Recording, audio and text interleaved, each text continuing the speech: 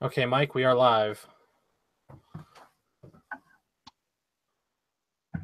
Okay, I want to welcome everybody to the presentation tonight on operational validation testing with PowerShell and Pester.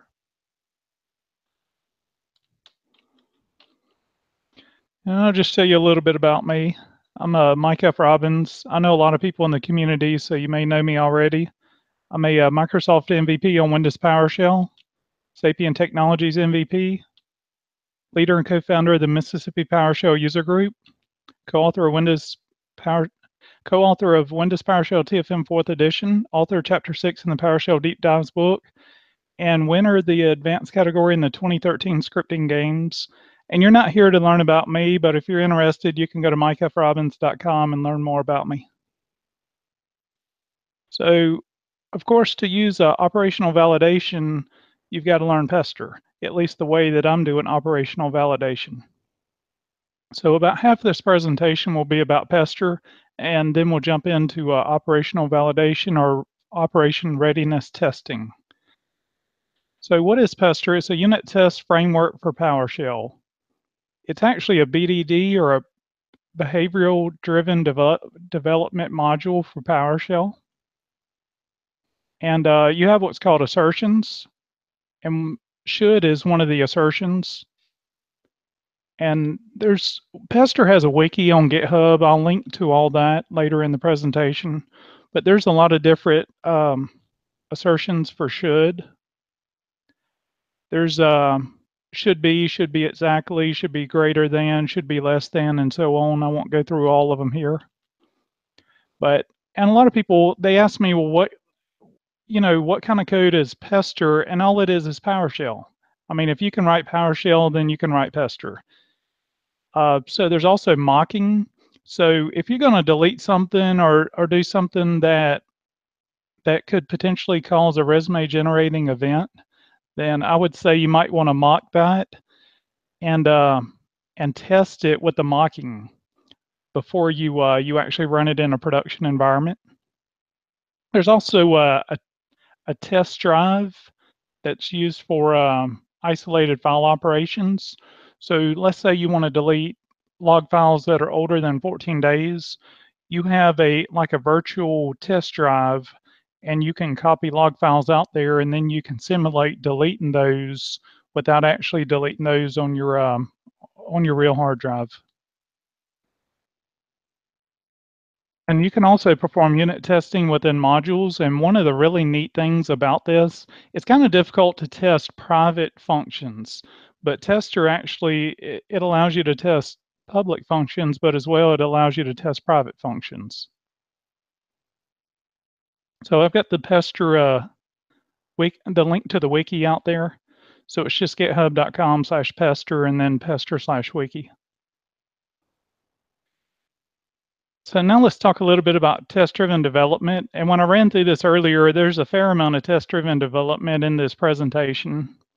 I created this flowchart here and have a blog article that's got all the details. So most of this presentation, it's based off of numerous blog articles I've written, because we'll only be able to cover so much information during this presentation tonight. But everything is very detailed on my blog, and I've got links through the presentation, and all the presentation content is already uploaded to GitHub. So I'll provide a link to that here in a second before we get into the demo. So you just follow the flowchart. It's just that simple. You start, you add one unit test, and then you run the test, and if it passes, then hey, is your code complete? And if it is, you're done. But if it's not, then you write some more production code to make it pass.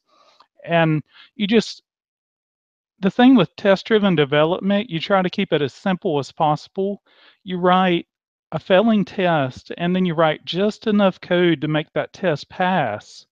And then you write another failing test, and then you write just enough code to make it pass. A lot of people get under the misconception that you write all these detailed tests to get the end product of what you want, and that's not how you do it. You write these very small scoped tests, and then you write code to make those very small scope tests pass.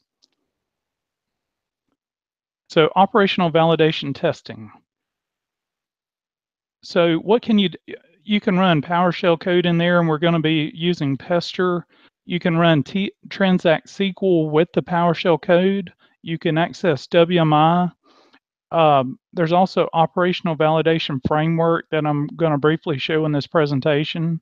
And there's other third-party products. It's pretty much limitless. Anything you can do with PowerShell, you can do with the operational validation testing. I mean, if it's you can write stuff that uses ADSI, anything you can touch with PowerShell, more or less. So the presentation content, I've been uploading my presentations for a couple of years now. So all my old presentations are in my GitHub repository for presentations, and this one uploaded earlier today, so it's available already if you want to download the code and follow along. And it's time for the demo. I've got a couple more slides we'll come back to later. And I have started using VS Code or Visual Studio Code a lot, but this presentation, I wrote it earlier this year, and I wrote it to work with ISE steroids. So I'm going to demonstrate this in the PowerShell ISE or Integrated Scripting Environment, and I'm using the ISE steroids add-on. So I have a piece of code here that I actually stole from Thomas Rayner, and I used to use break, and also I found that break, and what this does is, so if you hit F5, you're going to run the whole script and the demo is going to be over and hey, we're finished for tonight. And a lot of times you may make a mistake or if you click the wrong button up here. So, because usually I'll just highlight a line and I'll press F8 and we'll run that one line.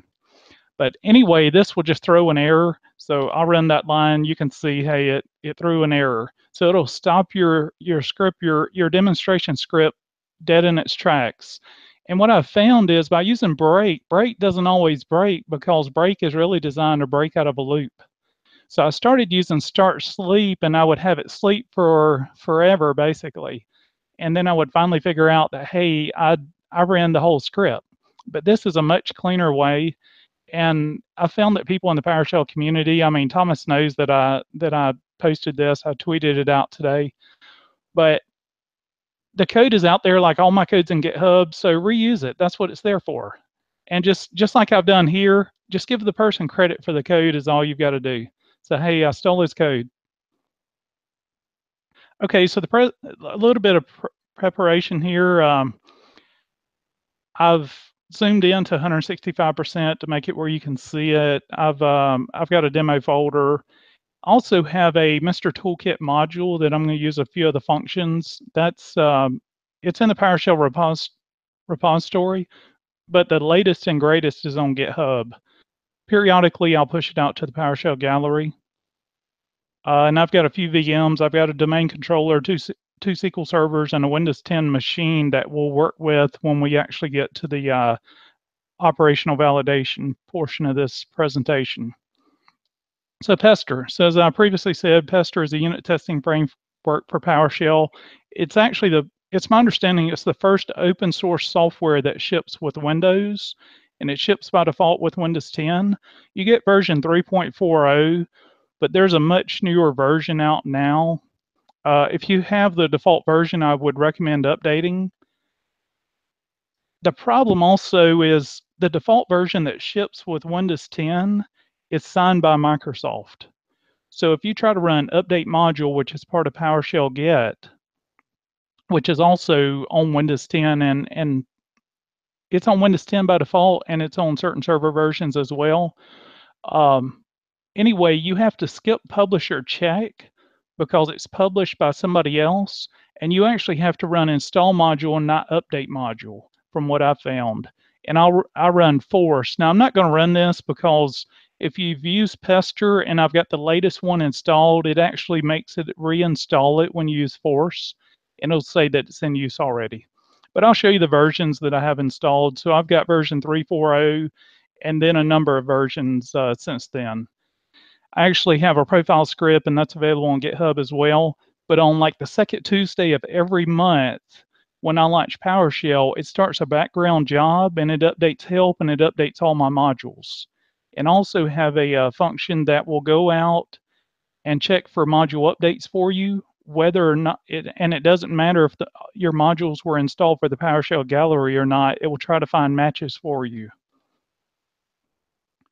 So a list of the commands in Pester. I mean, it's just pretty basic. There are a number of commands, and we're not going to use all these tonight. I don't use all these. They're all functions. You can go dig around. So they're text-based code, which is kind of nice as well, because I know a lot of organizations, they don't want to bring modules into their company that are black boxes. So sometimes functions will have DLLs kind of behind the scenes, but most of the functions that I use and run are all text-based code, so you can go look at the code behind. What I've also got here, I'm not going to open all these up, but when you download this, like the test-driven development blog article, you can run this line of code and it'll actually open up in your default web browser. So you can see I've got another monitor over here, so it opened that up. So it just, by running start process, it just opens it in the default web browser that you've got set. We're going to create a folder for some sample Pester tests. So we'll just run new item for a directory. New fixture is one of the commands in Pester, and it kind of sets up a skeleton or the framework for a Pester test. So all of these are really based off of blog articles, as I previously said. So we're going to work with getting the parity of a number. And notice what it did. It created a file for a function. It's a script file, but it's a function in there that it created. And then it also created a Pester test. So the Pester test end in .test.ps1. So I'll just run get child item. It's going to give us the same thing that the output that the previous command gave us. And then let's set our location to that folder. Let's go ahead and open up the files in that folder. So I run psedit to open up those files. So there's the function I was talking about in the PS1 file. So it's get number parity. And here's the default Pester.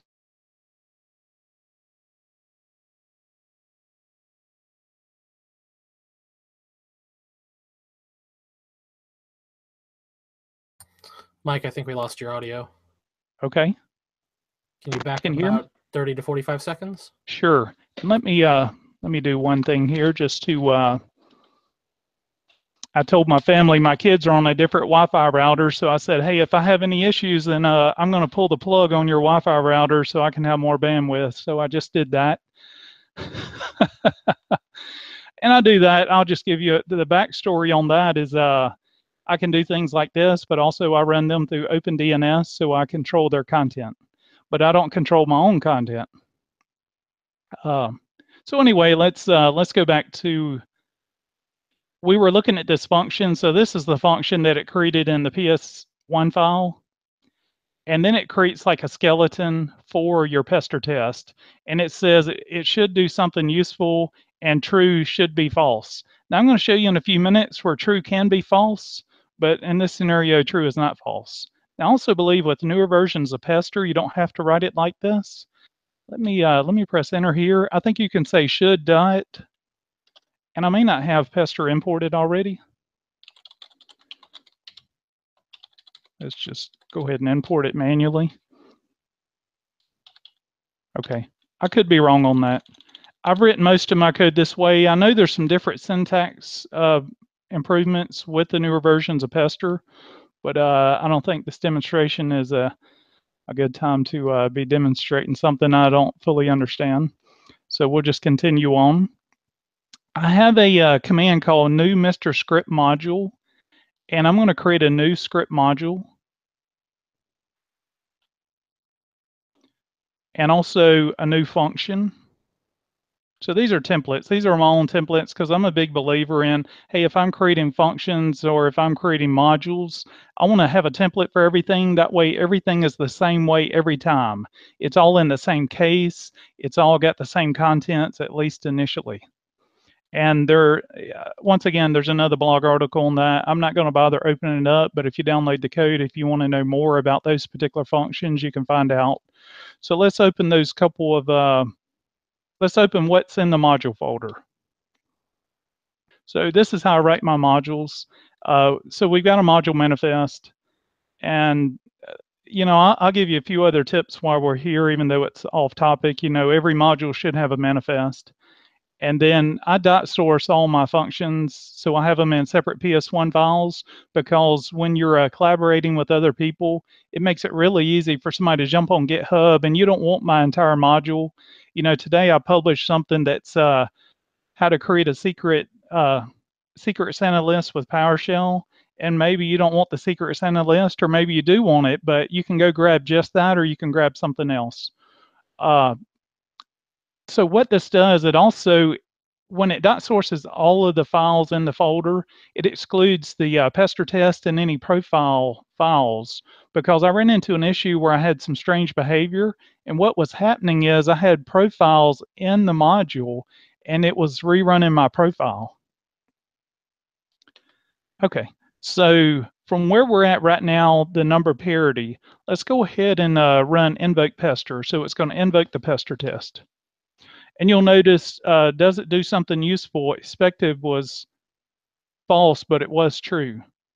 And true should be false. So this failed. And you can clearly see that it failed. Now what it does behind the scenes is it uses right host, and that's how you get the pretty colors. And I know everybody says don't use right host, but in certain scenarios it's fine, and this is one of those. Which it doesn't give you object-based output, it's just outputting that to the screen, and that's really what it's meant for. But if you want object-based output, I've got some examples here to show you how to get object-based output from Pester. Now something I wrote, because sometimes I'll do test-driven development, I wrote invoke Mr. TDD workflow. And I have multiple monitors. I have 3 monitors that I typically work on, whether I'm at work or I'm at home. And no, I may have closed this out. Let's see. So yeah, let me open up PowerShell real quick, because I do want to show this. So I've got a UAC prompt right now if you can't see what's going on.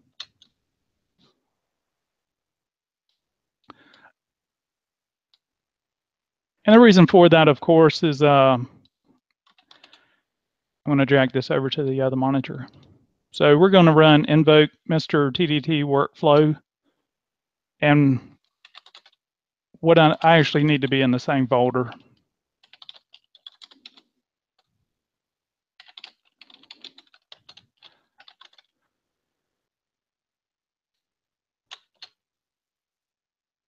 Oh yeah. So what I do, I have all my modules in my GitHub folder. So when I import a module, at least the ones I'm actively developing, and it's on a separate drive, so I'll go over to GitHub, and it's in PowerShell, and it's in Mr. Toolkit, and so I'll import the module manually, because I really don't want ones I'm actively working on with GitHub to be automatically imported, because if I'm switching from like a development branch to a production branch or master branch, you can run into some issues with that if you've imported it and with the changes. So I want to be very declarative on whether or not I'm importing a module or not that I'm actively developing. So what this says, it says, hey, your test didn't pass, and it gives me the specific test, and it says go write some code until it passes. And it's the process I was telling you about earlier. So let's go write some code. And this is one of the reasons you're about to see. I'm going to inject code into this file because I don't really like typing in demos. So I'm going to inject some code into a file. And with ISC steroids, what it does, it says, hey, this file changed. Do you want to reload it? So it's like constantly monitoring your files that you have open. So I'm going to say yes. And you can see the contents of my file just changed without having to type or copy and paste or anything like that. So then every like 30 seconds, this actually tests and sees if it works. And you'll notice that the unit test changed, because what we've done, we've wrote one failing unit test at this point. So it should determine that 1 is odd. And currently there's no code in get number parity, so it doesn't. So we need to write some code. And you can see by the other window, I can run invoke pester here and it'll fail as well. So what we can do, okay, let's inject some code into this. And basically, I mean, pretend that I'm typing out this function, but it's just an easier way for me to step through the demo. So it's going to say, hey, you modified this, and you can see now I've got a simple function, and it's saved already and everything. So let's run invoke pester. You can see that, hey, it should determine 1 is odd, and it did. And what I'm doing, this is one of the reasons I tell people don't use aliases in PowerShell, because 99.9% of the people, if I asked them what the % is for in PowerShell, they're going to say it's an alias for the for each object commandlet. And the % can be used for more than that. In this scenario, I'm using it as the modulus operator. So if I go back to my other command here, you'll notice my window is kind of blank looking, but it prompts me, it says, hey, is the code complete? If I said yes, we're done. Okay, we have a question. Real quick, for the benefit of those who may not know, what does modulus do? Okay, let's go ahead and I'll just show you on the command line here. So if I said 1 and then I use the modulus operator 2, I think I can do this. So it returns a remainder is what it does. Let's do 10. So it'll return a 1 or a 0, and that tells you if you had a remainder or not. Let's do 15. So see, 15, since 15 is odd and you use the modulus operator with 2, it gives you a 1. But if you said 14, then it would give you 0. So it's a real easy way to determine if a number is even or odd. But the problem is if I had negative 14, which should be even, let's make sure. I think this will come out. Yeah, see, now I've got a negative 1 when it was odd. But yet I got 0 when it was even. And I probably don't have the official definition for modulus operator, but it's a math operator that you can use to determine if a number is odd or even. Yep. But it doesn't always work in PowerShell either, and I'm going to show you that here in a second. You can also, so it'll do the first number divided by the second number and then leave the remainder. So if you do like 5 modulus 3, it should give you 2. Theoretically. Yep, sure Okay. does. Let's see. Yep, goes yep. That would be 2 times 3 is 6, and it gives you 1 left. Okay, so we're going to write another failing test, and it's just simply going to say that 2 should be even. I want to make sure I've clicked on this. So our code's not complete, and just so you know what I'm doing here. So I'm still in my test-driven development. So the code is not complete. So it's going to tell me to write a simple test feature, a simple failing test. And that's what we're doing right now.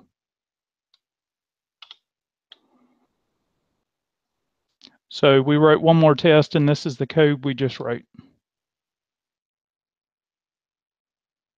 What I'm going to use this time, I'm going to invoke pester again, but I'm going to use a pass-through parameter because that'll give me object-based output.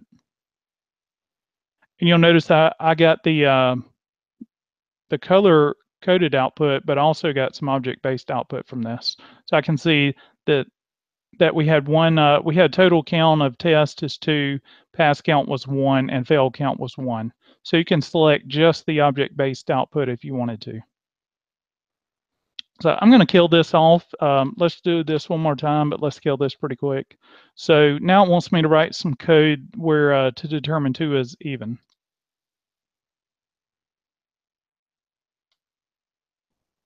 And I'll press F8.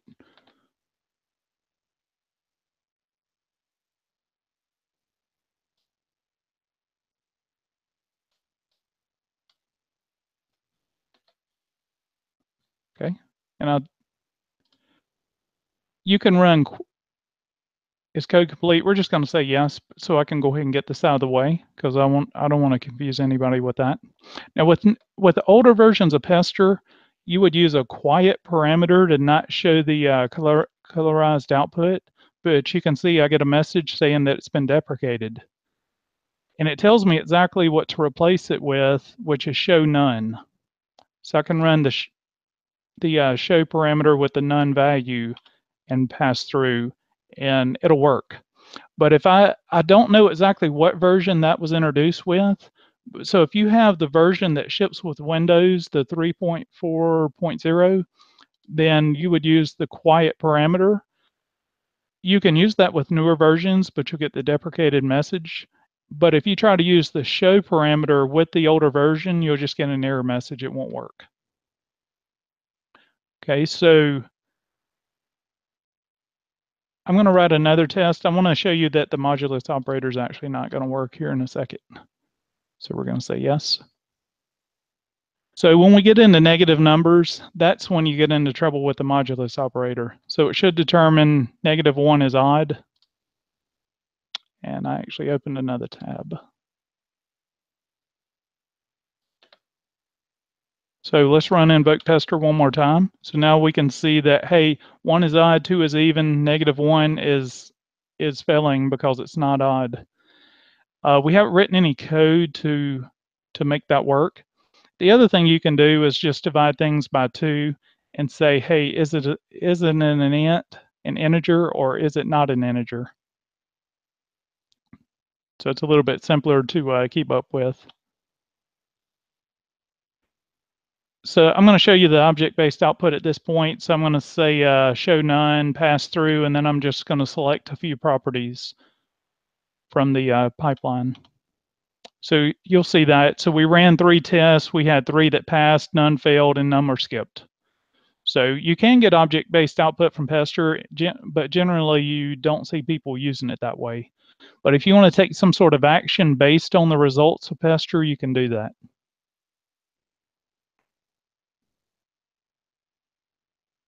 So now I'm going to write a test to give it more than one value. So we added this one test, and this is to our Pester test file. So when we invoke Pester, all our tests are passing except for the last one. And we get an error saying that, hey, it can't take more than one item is what it's telling me. So we'll write a little more code here.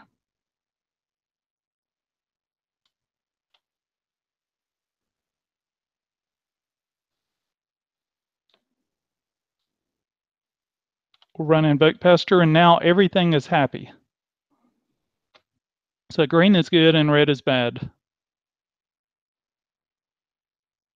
I'm going to select this, and I'm going to select it a little bit differently to make sure I get all this code. So we're going to do one more test. We want pipeline input. Pipeline input is kind of hard to test.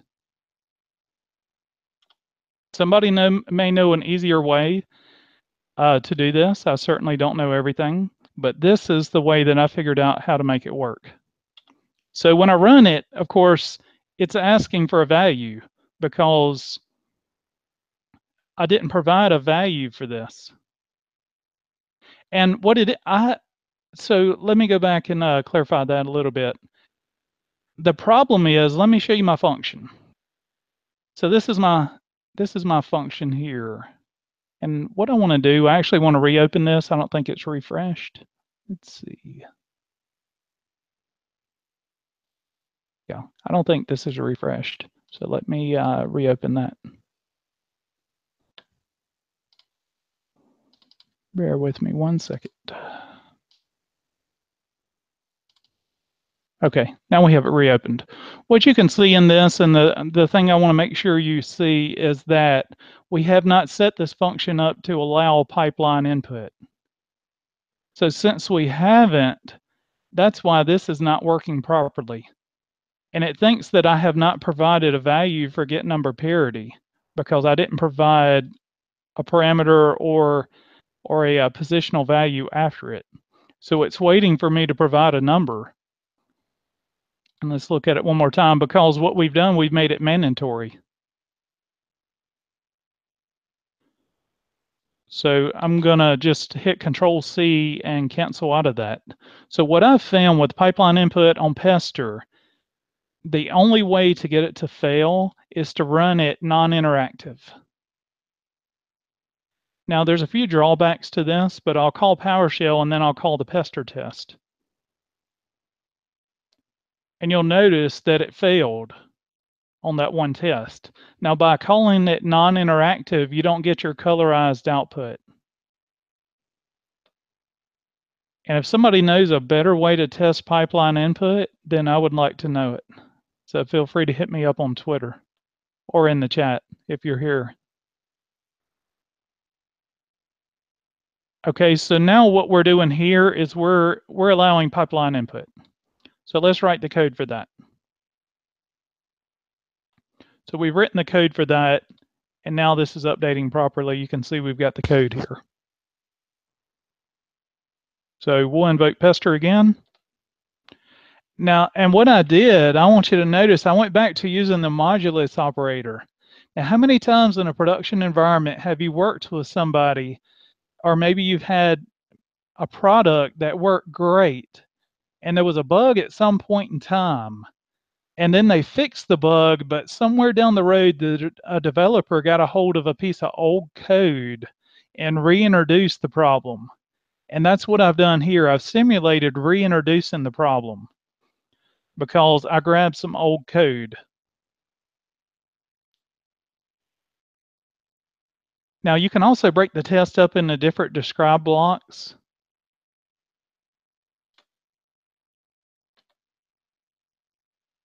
And so that's what I've done here. And there's some benefits to that. I'm going to show you some of the benefits. So now we have exactly the same thing. We've just got it in different describe blocks. So what I can do, I can actually call the different test names. So let's go back to my test. That's not the right one. So you see how I have these describe blocks. I can call the test. I can call this test, or I can call this test based on these names. So if somebody's over my shoulder, like a customer, and they're like, how's this product working? And I know I've got one failing test, and maybe I don't want my customer to see that, I can run just the ones that I know pass. Well, I actually ran the one that I know fails. If my boss is behind me and says, hey, how are you doing? I'm like, well, all my tests are failing.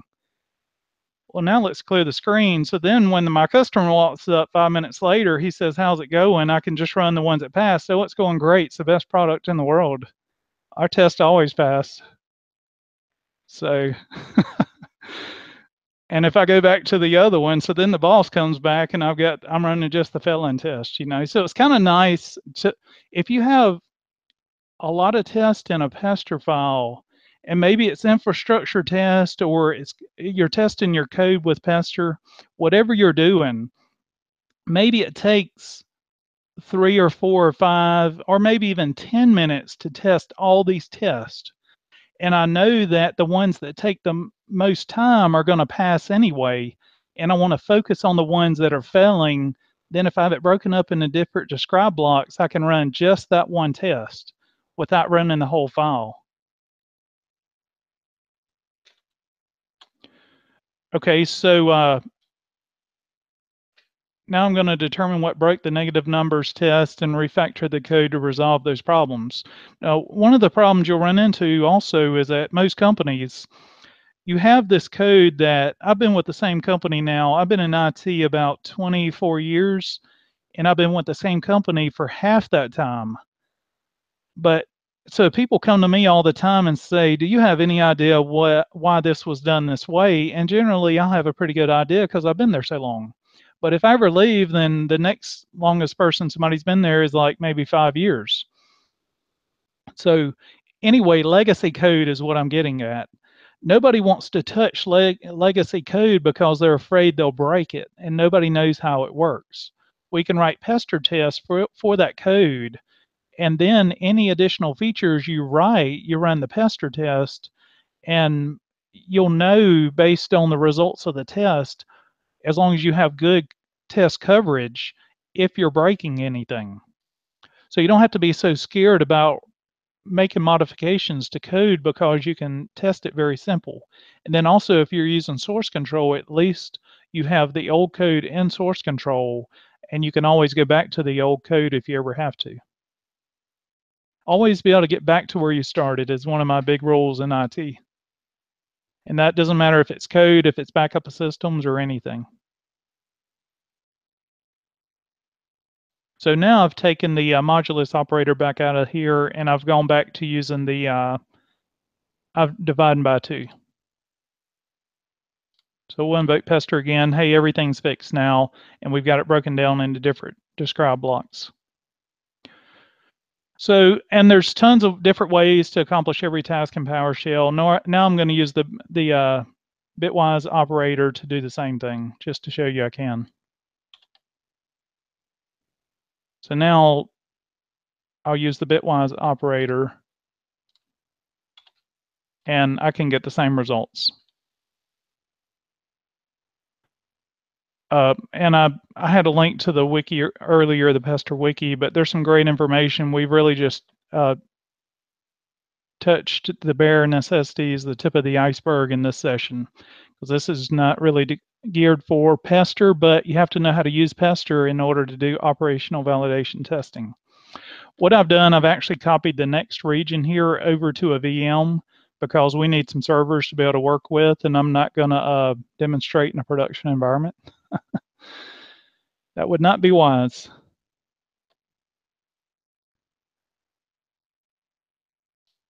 And just a couple of things here. I think I had bumped this up to 165% earlier. I think we've already got it to that, but just to make sure I've run these couple of things.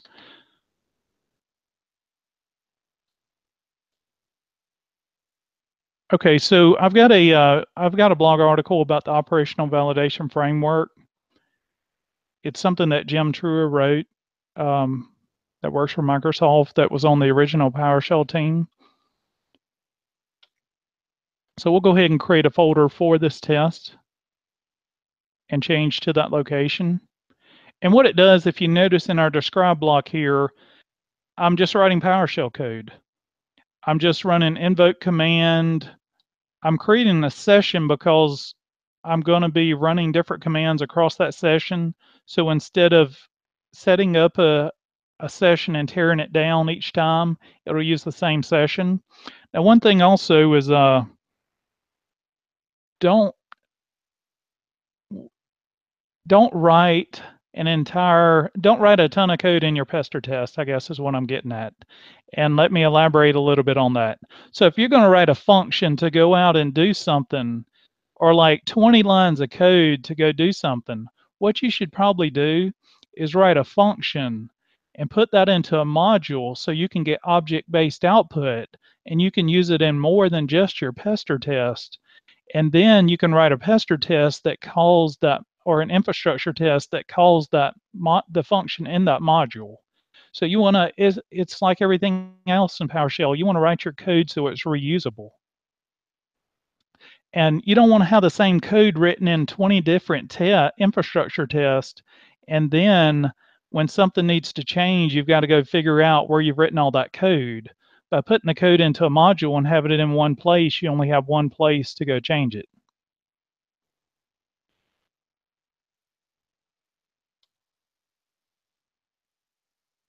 And I don't have, this is just plain vanilla PowerShell ISE. I don't have ISE steroids on this machine.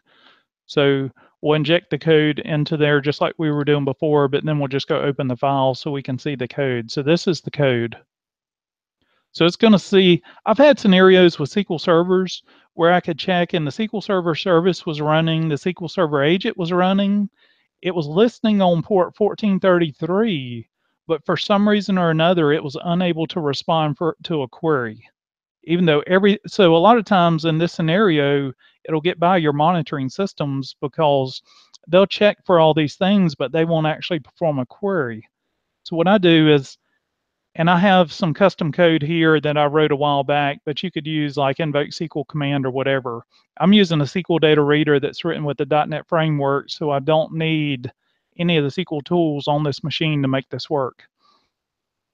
And I'm doing what I call a stupid query because I'm running select name from sys.databases where name equal master.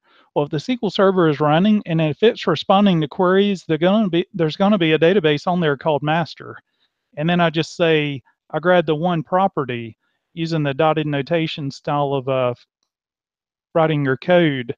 And then I just say, hey, it should be master.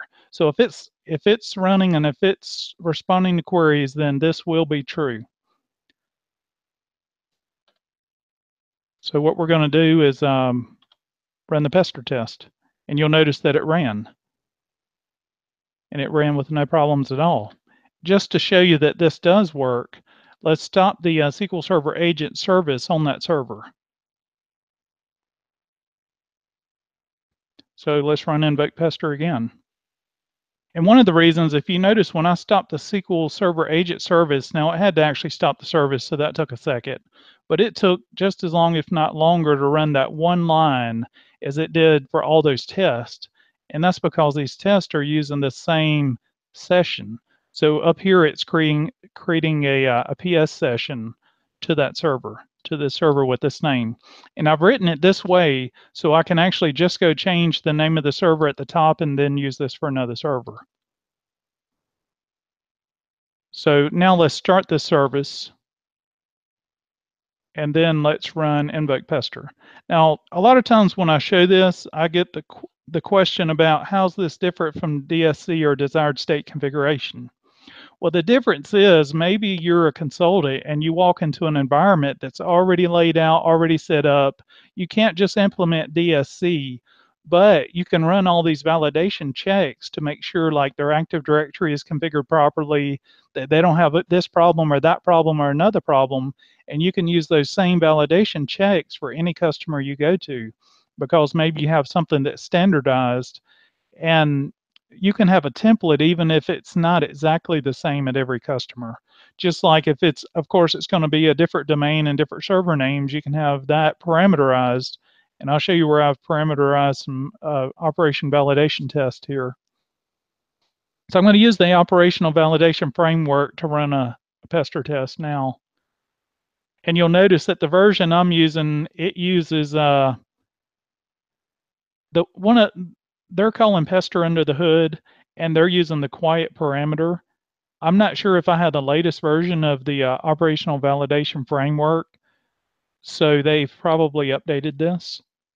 You can see that it also passed with no problem at all, but by default it gives you object-based output.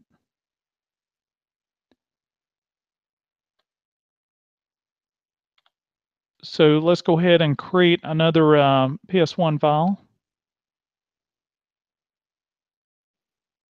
And what I've done here, I've actually created a parameterized pester test, like I said before. I was showing this to, matter of fact, I was showing this to Jim Truer at the MVP Summit, I think maybe last year when I was, it would have been it would have been a year ago, I think. It would have been in November of last year. Anyway, he said, hey, there's a new feature in Pester that'll make this like so much easier. So I'm going to show you how I did it, and then I want to show you how he told me to do it. So I have the same test in here. It's just parameterized, and it's actually loading. It's determining if there's a snap-in or a module, because older versions of SQL Server use a snap-in and newer versions use a module. So let's open this up. So you can see it's just a function. That's all it is. That's all this is a function. I've written a pester test as a function.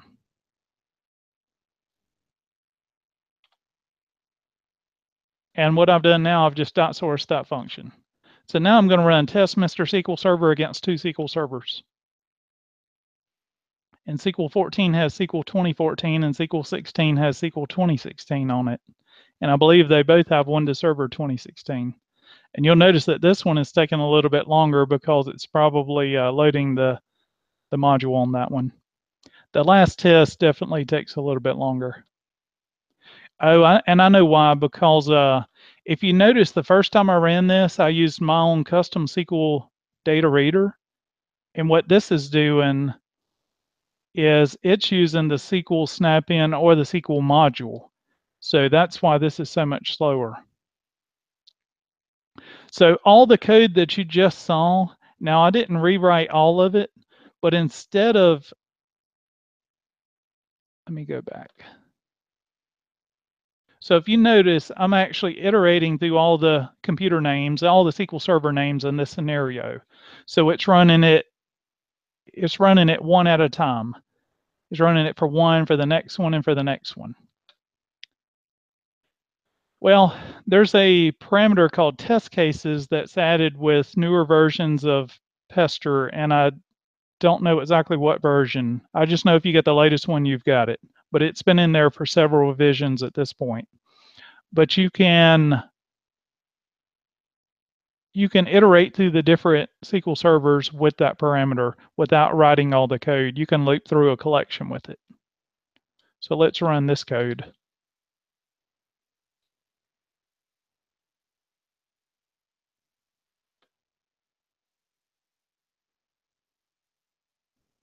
And this one, these are VMs running on my laptop, so that's one of the reasons this is a little bit slower here.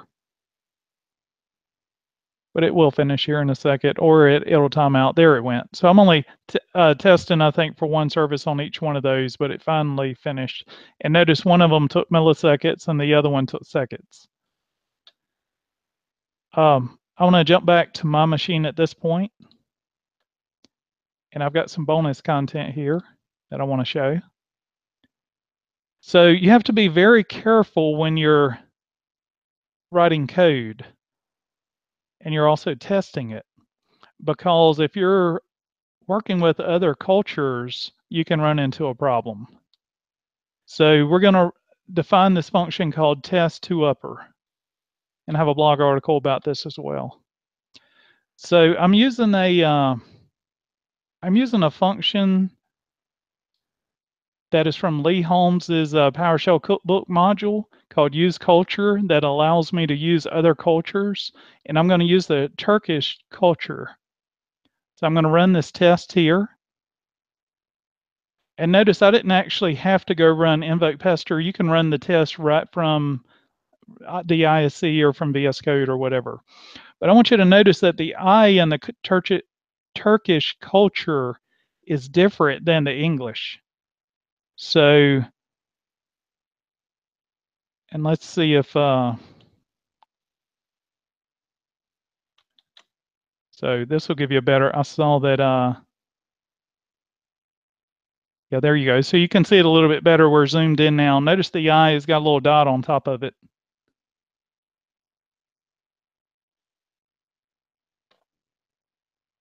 Okay, and you can write dynamic unit tests for PowerShell code with Pester. That's kind of what I've showed you here. I've got a blog article on that. You also have to be mindful of object types. You don't want to compare like a true Boolean to a true string. Because remember earlier I said that true could be false? This would be a good interview question. So is true equal to false? And actually it is.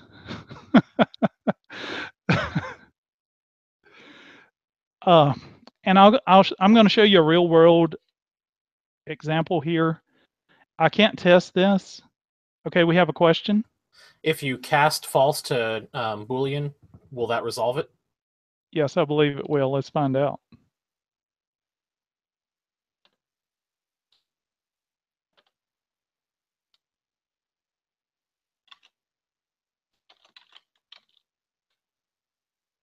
So I think this will work. Oh. I actually think if, let's try this.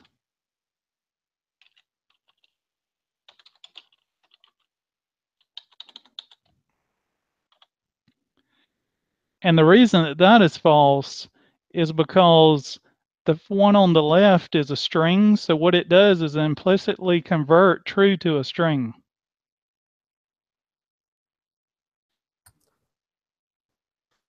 But it won't do it won't implicitly convert the left-hand side.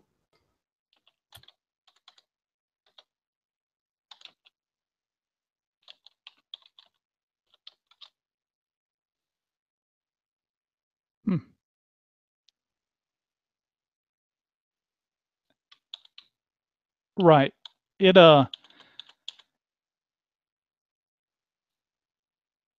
so it tries to convert what's on the right to the same type as on the left, but of course it can't convert a string to a Boolean.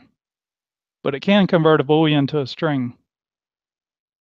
And there might be some more tricks with this. The main thing I want you to understand is just be careful of your object types, because I had downloaded somebody else's function that was a test port function, and it returned a string, and I wrote a pester test for testing things, and I was comparing it to a Boolean, and my test said it was true even though it was false. Even though it failed, it said it passed.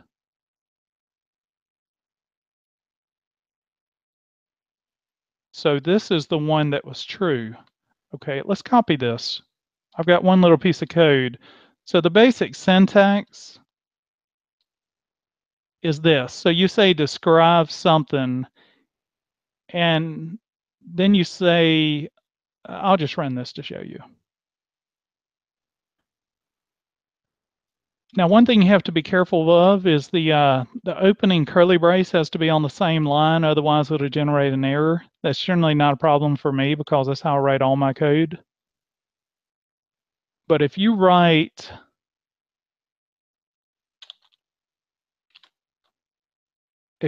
true, should be false. So that failed.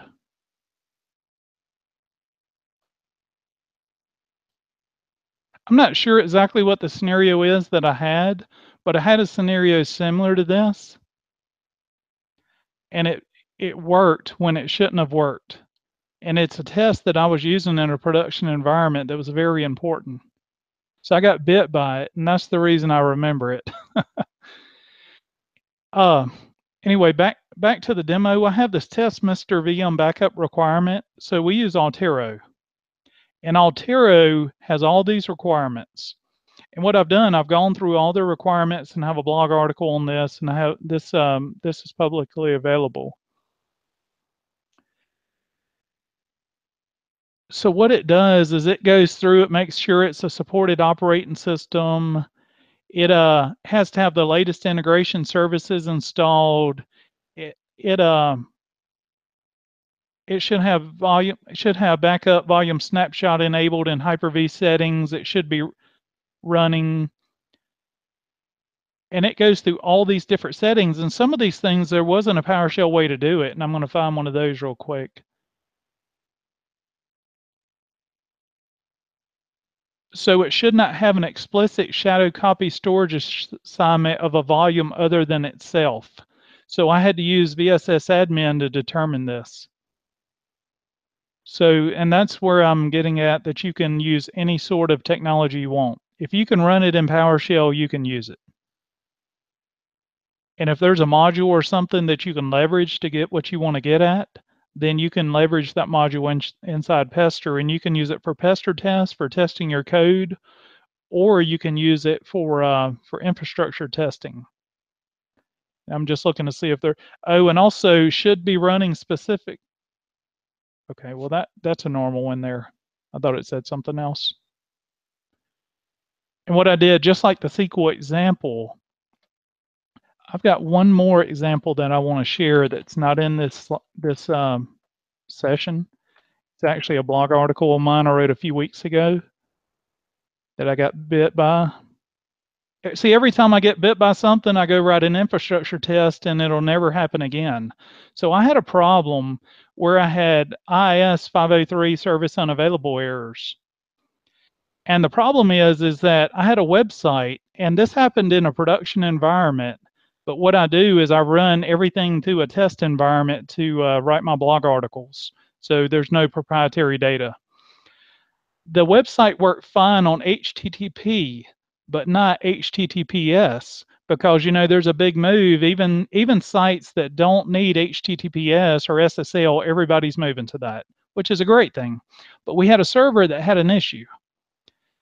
And so I wrote a test to go through and test all these scenarios, and I actually used the Carbon module, if you're familiar with it. It's a very good module. It's written by Aaron Jensen, I think is his name.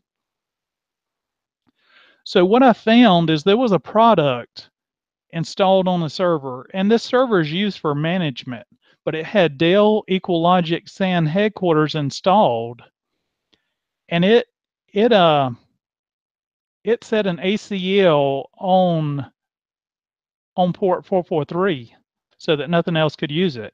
And even that product was no longer needed on the server. Even when it was deinstalled, it did not remove the ACL. So I was able to use one of the functions in the Carbon module to remove that. And it's something I was to the last resort. It was like the cattle and pets thing. It's like, I'm just going to shoot this thing and put it out of its misery, and we'll just spin up another server and be done with it. So I don't normally like removing ACLs that I have no idea what I'm doing, but I said I'm going to do it, and if it breaks, then we'll just spin up another server and be done with it. But it worked, so I decided to write a blog article and also write an infrastructure test to test all of this stuff, because there's a series of things that you should check if you get 503 errors. You should check to make sure the web service is running, that the app pool state is started, and so on.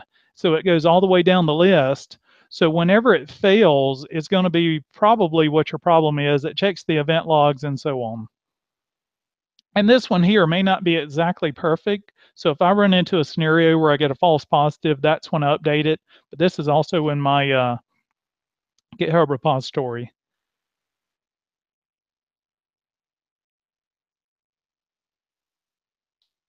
Okay, and let's see if there's anything else here that I wanted to cover.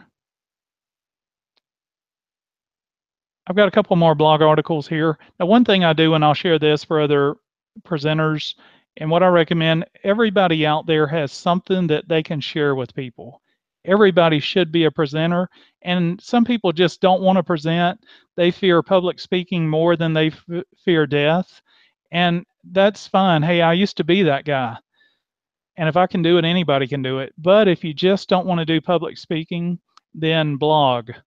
Blogging is a great way, and me and Michael were talking about this before the presentation, that I don't blog for other people. I blog for myself.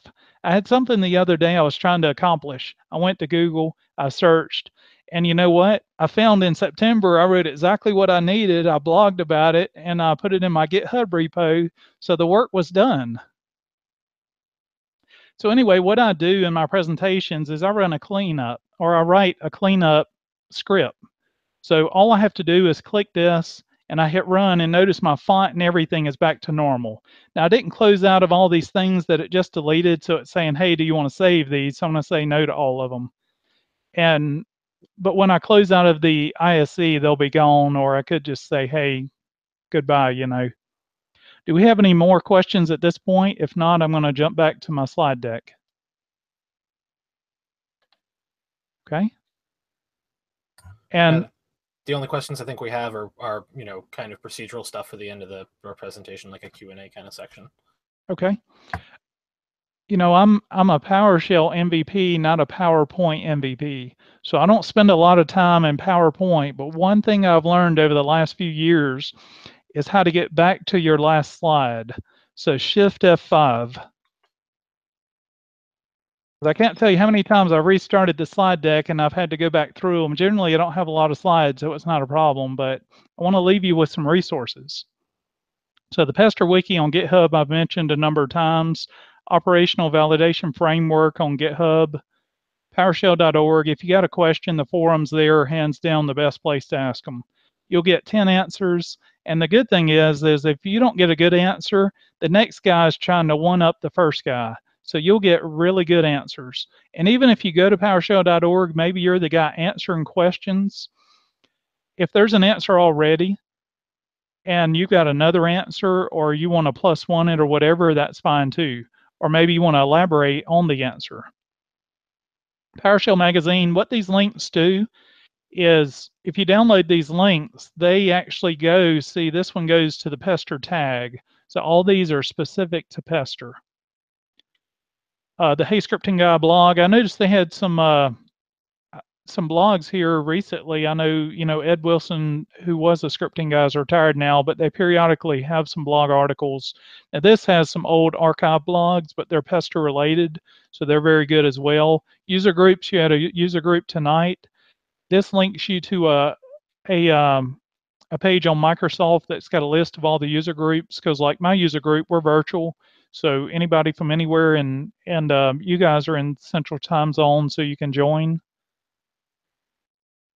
Twitter's another great place. Blogs, I'll link you to my blog article, my blog site, because I have a blog role, and it's people that I would recommend. It's people that blog all the time. Their blogs are not stale, and they're up to date on the latest and greatest. The Pester book by Adam Bertram. That's like the only Pester book out. So with that, I think I'm safe to say it's the best Pester book. And there's some Pluralsight videos. So the last two things on this list are the only things you have to pay. I don't work for Pluralsight. I don't get anything from Adam or from Pluralsight for putting their links on here, but they have great content. So if you do have a Pluralsight subscription, there's some really good videos on there.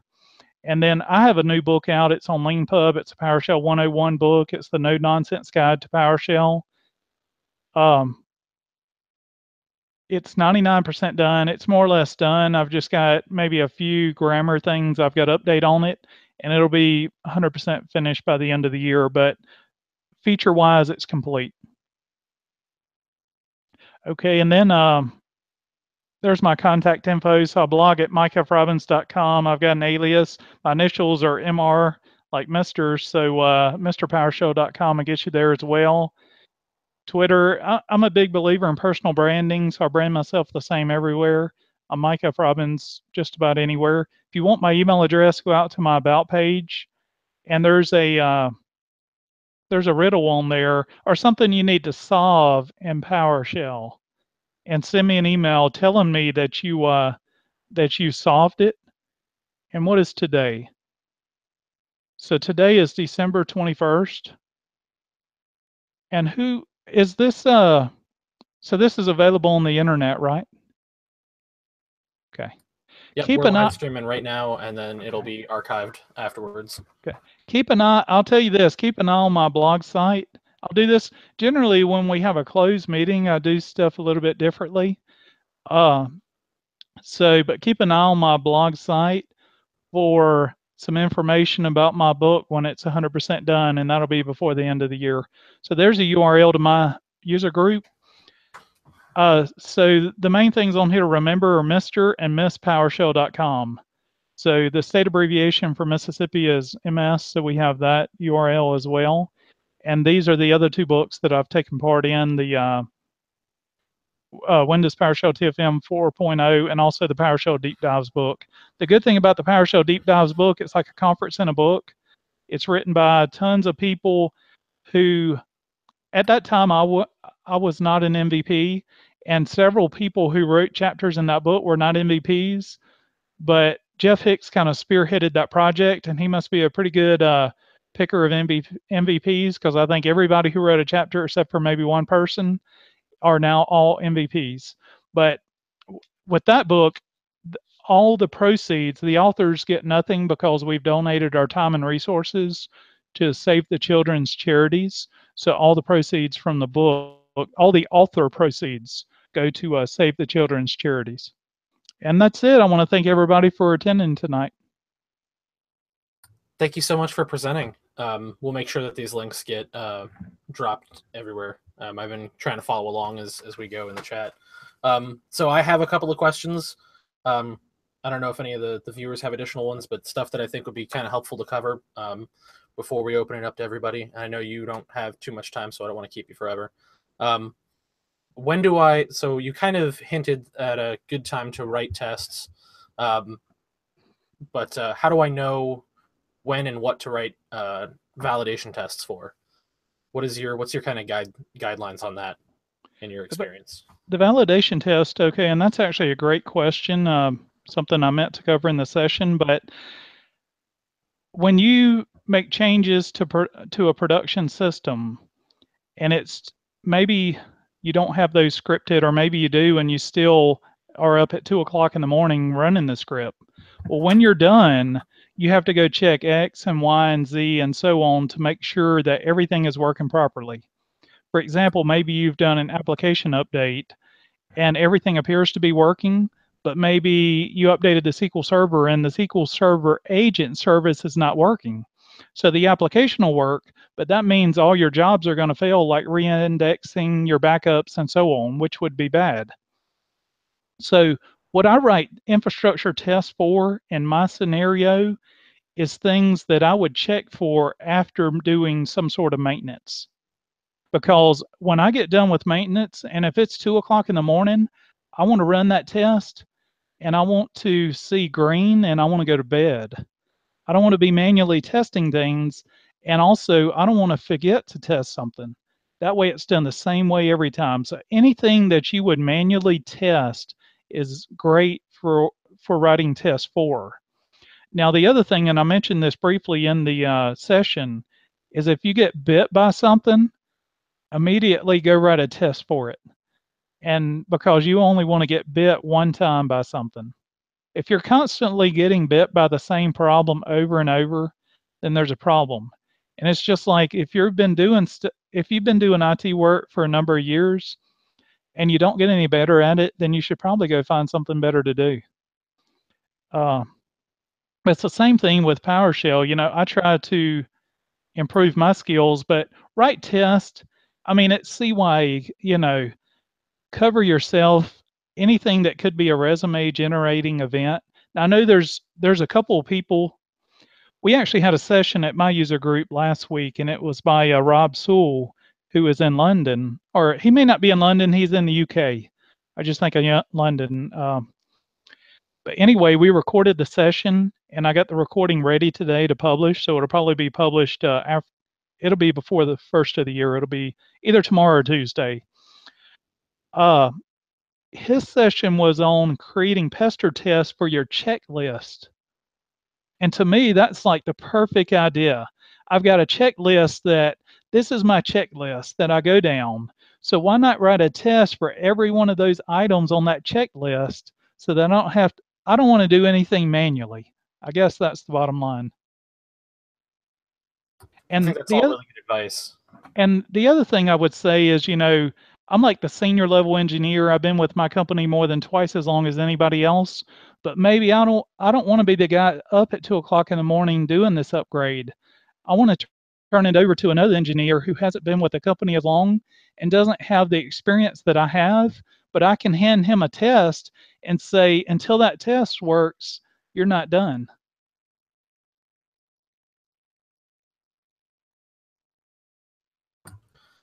So the checklist kind of implies this, but one thing maybe to point out to listeners who are kind of nervous about the idea of like, well, I have to learn this and write 100 tests, is that a test is better than no tests.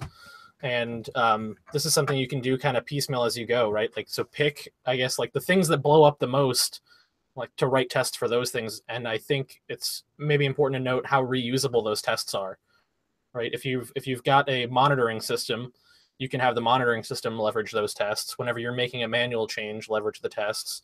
If you're thinking about a change in dev or stage, you can still leverage those same tests, right? Is that how do you propagate the use of your tests through your organization? One of the things, my organization, at least my IT department, is fairly small, so it makes it much easier. But you kind of hit the nail on the head that one test is better than no test. People you talk to that write software professionally for a living, even companies like Microsoft, they almost never have 100% test coverage. So that's one thing to keep in mind is go for the big ticket items. the things you see over and over again. And this may even be, it may be something that you want to provide to like a help desk, your advanced help desk people, that they can run these tests and check for these things on their end, so they'll have an idea. Because one thing that's real difficult in IT is things come into a help desk and they have no idea who to send it to. Do I send it to the server team? I mean, people call in, they say the server's down. Well, that's the perception, is the server's down, but it's not really the server down. The network is unavailable, or DNS is down, or there's a problem. All they know is there's a server problem. So instead of having to send it to different teams, they can run this test and it could tell them what team to send it to.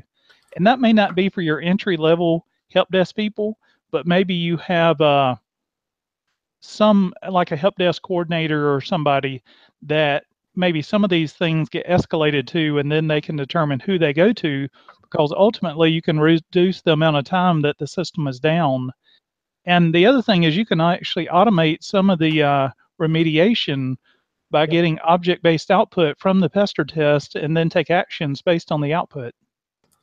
Yeah, and I think it's another cool thing you can do too is automate running those tests, right? So with operation validation, you can set it up so like, hey, here's the suite of tests that tell me roughly that the server is healthy. Run these every 30, 60 minutes or whatever as a sanity check. Yeah, and one thing I like to test for is anytime I do maintenance, like I've done some maintenance in the last month or two. We've replaced, so this year we've replaced our iSCSI switches. I do everything in the data center. So I'm kind of a jack of all trades, and I say I'm a master of one, master of PowerShell, because I can manage everything with PowerShell. So I do the SAN, I do the firewall. You know, I get the security calls from we have a security appliance. This year I've replaced our iSCSI network and also our backbone of our network with 10 gig Ethernet. And it's made a big improvement. But with that, when I made those changes, I had like 50,000 emails that I have a rule for, you know, that I file and I never look at like everybody else. And then we have a monitoring system, of course, but there's so many alerts, you can't tell what's what. So I can run this test and know really quick what is up or what's down without having to wait for another cycle for everything to poll and be up or whatever. That's really neat. I think that's it's one of those things like looking at operation validation stuff, right? It's taking things we knew we should be doing all along and making them easy enough to actually do as we go, right? Because how many times have we made changes in production where we're like, I know I should test this, but the checklist is 67 items long.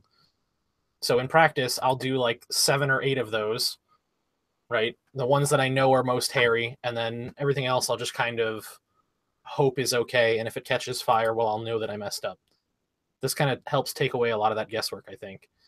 And I think it saves a lot of heartache on the end of the operations team, and gives you really good clarity, right? So in a lot of cases, when we write those checklists, we don't necessarily have any answer for like, well, what if it's like, how do I know it's within a particular envelope, right? Whereas with Pester, I can specify like, okay, it's sort of, so my web server is definitely serving traffic, but look at how much slower it is. There's definitely something wrong, right? Or queries are coming back as good, but they're coming back as good after a 1 to 2 second delay, which is probably unacceptable for the production stuff, right? Those are things that are super hard to test manually, but much easier automated. Yep. So you can do, I mean, with that, yes, you could do like a get date and then subtract it, or a new time span or something like that. And I have some scenarios where I've done that, because I have people call all the time and they say the system's slow. And one thing I would say with that is you need a baseline that is known good, so you have something to compare it to. Because if somebody says the system's slow and you go check it and it seems okay, you don't really know if it's good or not, because you don't know what's good. You have to have a known good state to compare the current state against. Yeah, and that's one of the things that we've been talking about a lot over the last year at my previous place was like, you tell me the performance envelope that you want, and then let's monitor for that envelope. because if some random service is using up a lot of memory or there's a CPU spike, but everything's still serving, well within that performance envelope, I don't really care, right? And neither does the development team for the most part. The only time anybody cares is like, okay, so users are hitting the site, everything's going really, really badly for them, but it's all accessible, pings are resolving, everything else seems fine. Well, even if everything, quote, looks green, end quote, it's still not good for the users. So I think automated testing kind of helps us focus more on the valuable side of tests rather than the flat up down. Being able to test within performance envelopes, I think, is really important and is something that we can work our way up to. But like, I guess kind of one of the things that I got out of your talk was to focus on the biggest, most dangerous stuff first.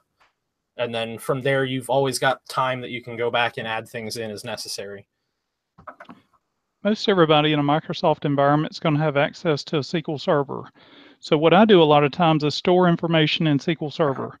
So this blog article here is a PowerShell one-liner to disable Active Directory accounts and log the results to SQL database.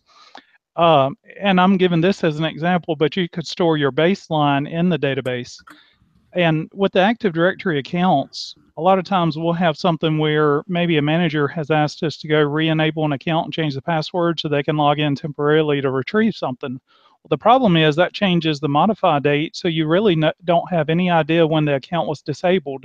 So we actually add some properties to what we get out of AD so we know exactly when it was disabled for auditors and stuff like that. And then also, if we disable accounts if they haven't logged in so long, and we log it into a database. So that way, if somebody calls back in, we can say, well, you're going to have to provide proof or whatever because this account is stale. It hasn't been used in so long. And some other ones where I've done the same sort of thing is store and retrieve PowerShell hash tables into a SQL Server database with write SQL table data and read SQL table data. And what I was using that for is you can store your environmental code for desired state configuration into a SQL database. Well, this was actually, and see, here's one on operational validation test. So what I had here is certain ports on a machine had to be available. So I stored the environmental, I wrote this kind of like desired state configuration where kind of like you were talking about earlier, where it was dynamic. So I used config data just like you would do with DSC and see its production, its training, its test, and its report because we have different environments. And then what I did is I actually called the test and I fed it the hash tables just like you would do with DSC. And then you can see the state of it. So I actually outputted it as objects. That's really cool. And see, here's the output of the Pester test from the same thing. So it was called test Mr. App Server. Everything I write, since my initials are MR like Mr., all my functions are Mr. something and all my modules are Mr. something. It's kind of my way of branding them. Sure. But this here tested 4 different environments, and it made sure that all these applications were listing on the proper ports. So that way, anytime we have periodic updates, this is actually, even though this blog article doesn't say it, this was written for our line of business application. And we're a healthcare company. And so this is very important that if this application is not up, then that means money is not coming in the door. And that means somebody is showing up at your cube and breathing down your neck to want to know why. And that's another time that it's nice to have these tests, because sometimes you can't even think when somebody's staring over your shoulder, much less type in PowerShell. So you can just open this up and just run it, and you can say, well, there's the problem right there.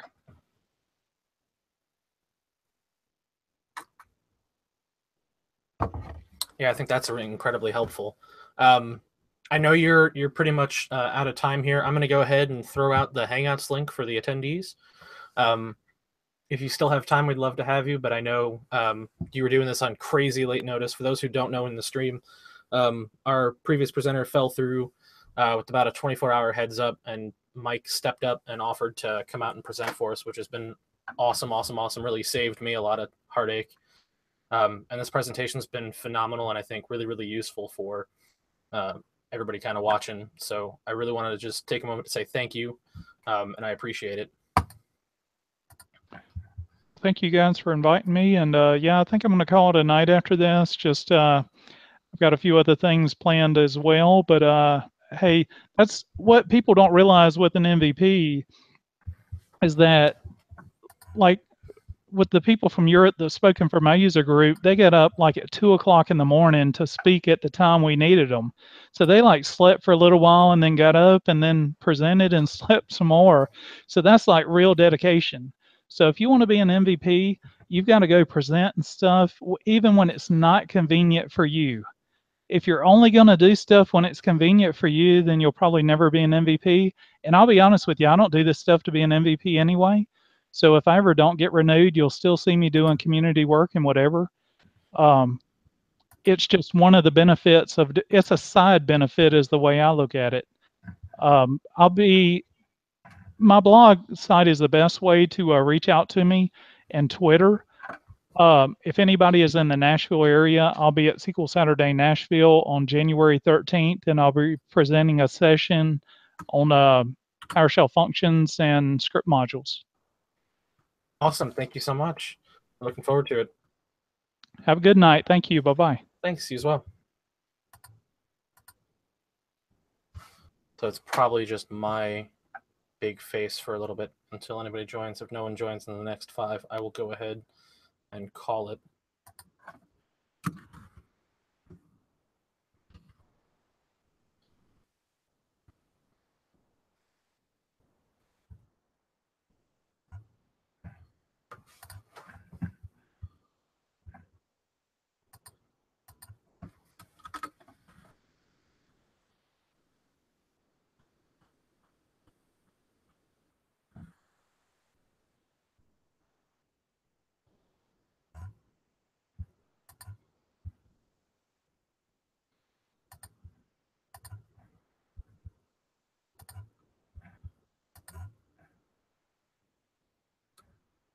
If no one joins, I'm definitely going to cut all of this out of the stream.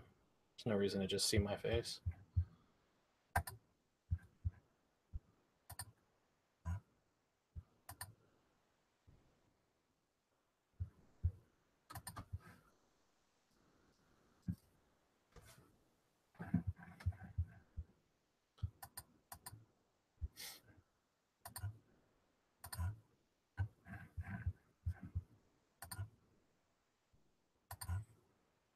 I'm going to go grab a coffee while I wait.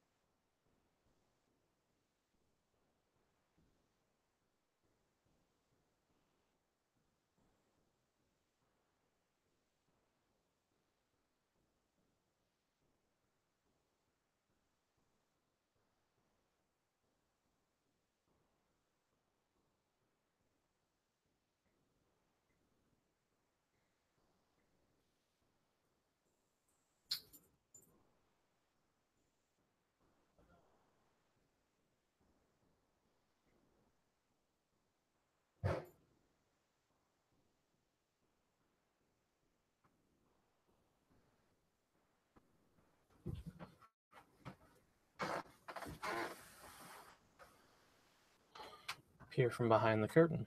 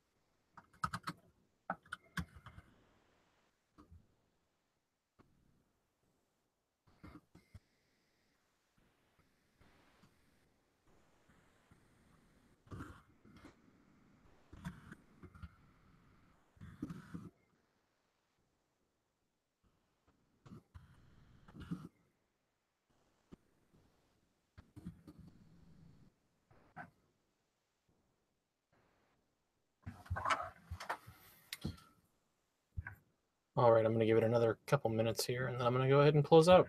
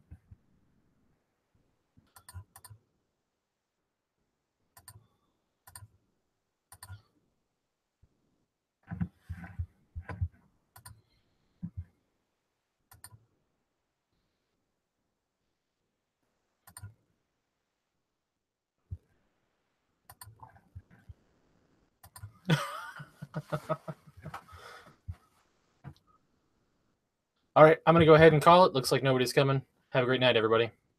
All one of you who is still watching the stream. No, it's just me now. Good. Goodbye.